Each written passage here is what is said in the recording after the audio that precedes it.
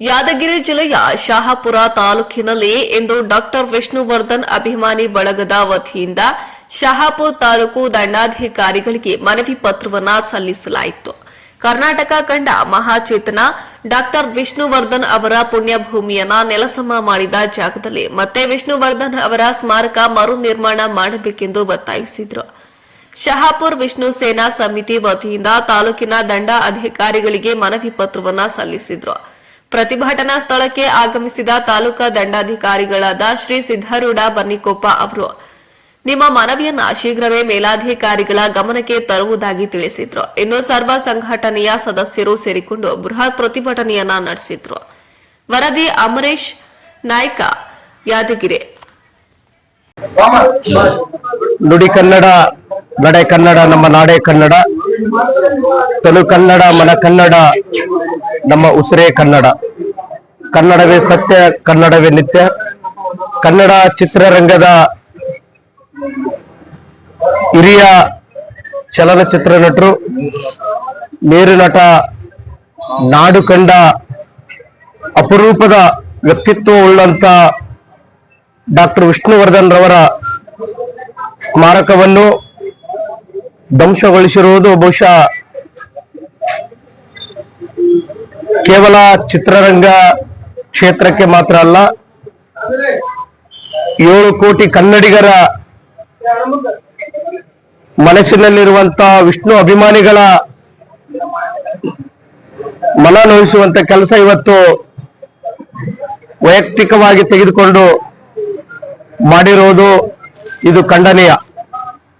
ಬಹುಶಃ ಇವತ್ತು ಕನ್ನಡ ಭಾಷೆ ಉಳಿಬೇಕು. ಬೇರೆಯವರು ದಿವಂಗತ ಡಾಕ್ಟರ್ ವಿಷ್ಣುವರ್ಧನ್ ಅವರು ಅಭಿಮಾನಿಗಳು ಹೆಚ್ಚಿನ ಸಂಘಟನೆ ಅವರು ನಮಗೆ ಬೆಂಬಲ ಕೊಟ್ಟರು. ನಿಮಗೆ ನಾನು ಕೃತಜ್ಞತೆ ವಿಶೇಷವಾಗಿ ತಮ್ಮೆಲ್ಲರಿಗೆ ಮೊದಲು ನಾನು ಧನ್ಯವಾದ ಹೇಳ್ತೀನಿ. ಇವತ್ತು ಒಬ್ಬೊಬ್ಬರ ಮುಖ ನೋಡಿದ್ರೆ ನನಗೆ ಕಣ್ಣೀರು ಬರ್ತದೆ. ಕಾರಣ ಏನಂತಂದ್ರೆ, ಈ ಕರ್ನಾಟಕದಾಗ ಮಾಡೋ ವ್ಯಕ್ತಿ ಹುಟ್ಟಿದ್ದೆ ತಪ್ಪ. ಯಾರಿಗೆ ಅನ್ಯಾಯ ಮಾಡಿದ್ರು ಅವರು, ಯಾರಿಗೆ ಮೋಸ ಮಾಡಿದ್ರು, ಪ್ರಾಮಾಣಿಕವಾಗಿ ಬದುಕಿದ್ದೆ ತಪ್ಪ. ಅವರು ಏನ್ ಅವ್ರಿಗೆ ಅನ್ಯಾಯ ಆಯ್ತು? ಪಾಕಿಸ್ತಾನಿ ತರ ನೋಡ್ತಿದ್ರಂತ ಅವ್ರು ಇದ್ದಾಗಲೂ ಕೂಡ ಅವ್ರಿಗೆ ಸಾಕಷ್ಟು ಅನ್ಯಾಯ ಆಗ್ಯಾವ. ಅವ್ರ ಸಿನಿಮಾ ಬಿಡುಗಡೆ ಆದಂತ ಸಂದರ್ಭದಾಗ ಸಿನಿಮಾ ನೋಡ್ಲಕ್ ಬಂದವ್ರಿಗೆ ಕಣ್ಣ ಕಾರದ ಪುಡಿ ಹೋಗ್ತಿದ್ರು. ಸತ್ತ 16 ವರ್ಷ ಆಯ್ತು. ನಿಮ್ದು 7 ಗಂಟೆ ತಿನ್ನವ. ಇವತ್ತು ಹೇಳಿದ್ರು ಪೊಲೀಸ್ ಅಧಿಕಾರಿಗಳು ಕೋರ್ಟಿಗೆ ಧಿಕ್ಕಾರ ಕೂಡ್ಬೇಡ್ರಿ ಅಂತ. ನಮಗ್ ಗೊತ್ತದ್ರಿ, ಎಷ್ಟೋ ಕೋಟಿ ಅಭಿಮಾನಿಗಳ ಭಾವನೆ ಅದಲ್ಲಿ. ಒಂದು ಮಾತು ಹೇಳ್ತೀನಿ, ಸೂಕ್ಷ್ಮವಾಗಿ ಕೇಳ್ರಿ, ಅರ್ಥ ಮಾಡ್ಕೊಳ್ರಿ.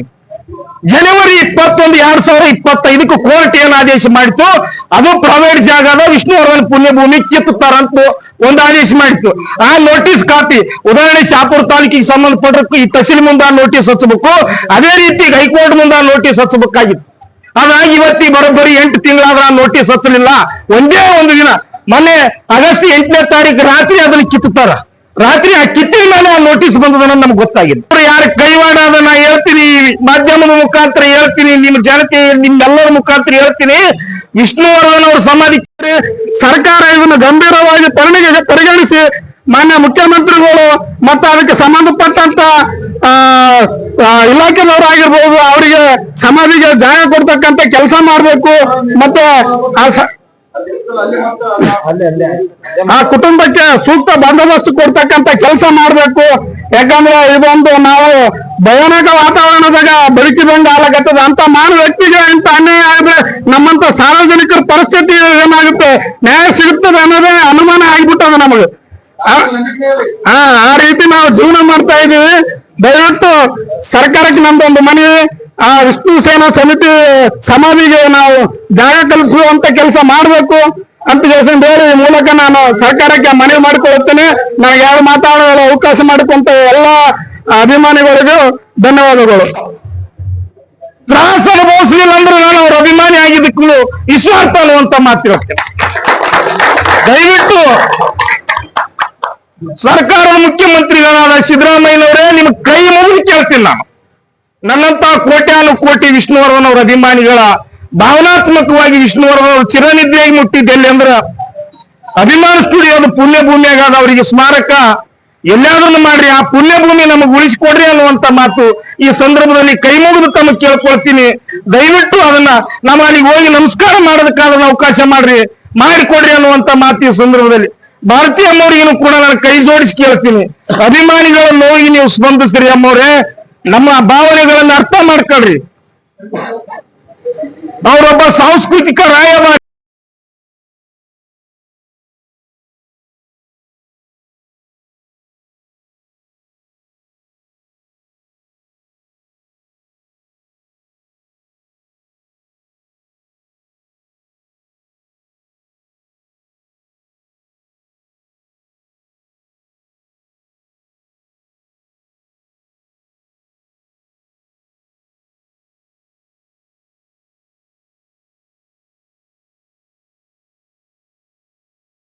ಅವರು ಮತ್ತೆ ಎಲ್ಲಾ ಸರ್ವ ಧರ್ಮದ ಸಮಾಜದವರು ಕೂಡ ಇಲ್ಲಿ ಸೇರಿರ್ತೀರಿ.